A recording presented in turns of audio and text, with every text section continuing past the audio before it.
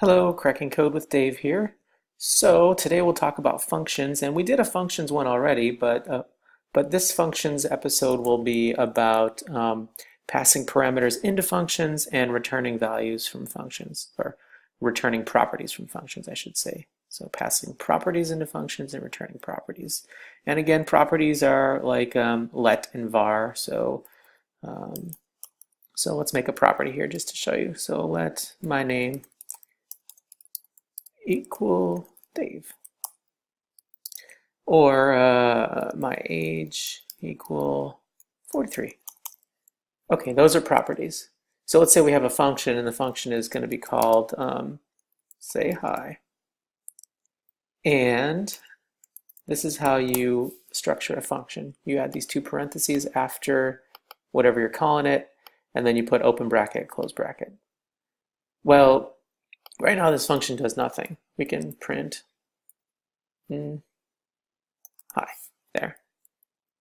Now the function does something. So now when you call it say hi, it will print down below hi.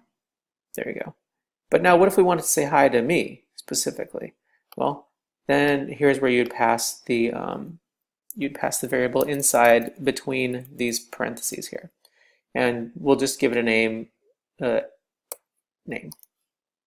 of type string. Again, the colon is, I think of it as of type.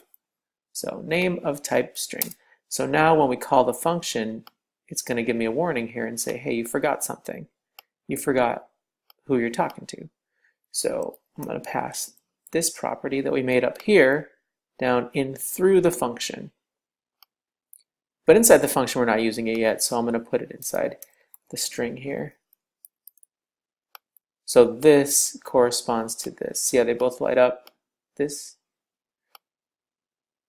Okay, so now say hi, and it's passing this little property in, and it goes into this print statement and falls in here.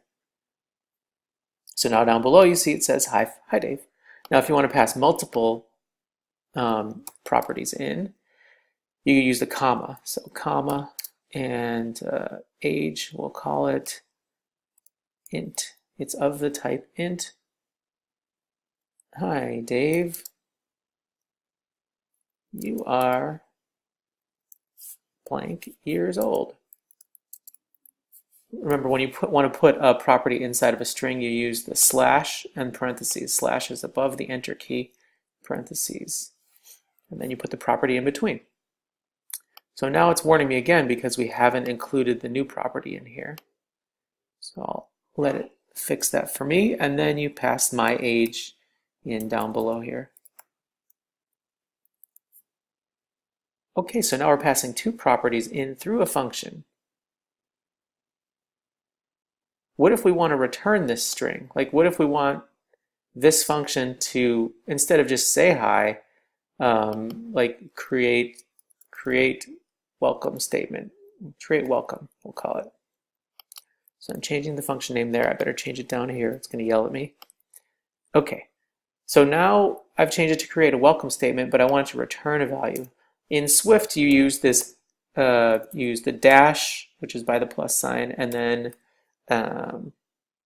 close bracket, I think it's called, or I don't know what that's called. I need to learn what that thing's called. But you make a little arrow. And then it's pointing at string, because I put in string there, so it means it's returning a string. So arrow, string. Now it's going to yell at me because, well, you're not returning anything yet. So instead of printing all this, I'm just going to return it. You just type the term return in there, and that should be good to go. Let's see. Yep, it's happy with that. So where's it going? Because nothing's happening down here yet. So we call the function, but it just kind of goes, the return value just kind of goes off into space, doesn't do anything. So what I'm going to do, instead of just calling the function like this, is I'm going to say let my new string equal, and now this return string is going to be returned here. So now if I print my new string, it should capture that string and print it down below. Got it? So let's review real quick. We declared some properties up here, and we made a function. And this function takes in two parameters. You can tell what it's taking in by what's between the parentheses. Whatever goes into the function goes in between the parentheses, and whatever comes out of the function is returned is behind this little arrow key here. So arrow string. And then inside the brackets is where the action happens for the function. And in this case, all we're doing inside the function is returning this custom string.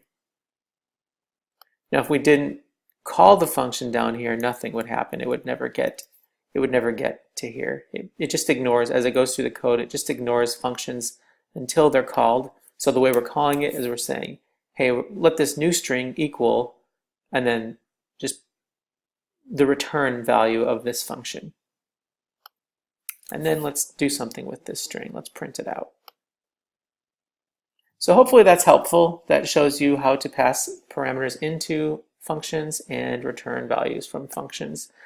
Feel free to subscribe to Cracking Code with Dave, and have a great day.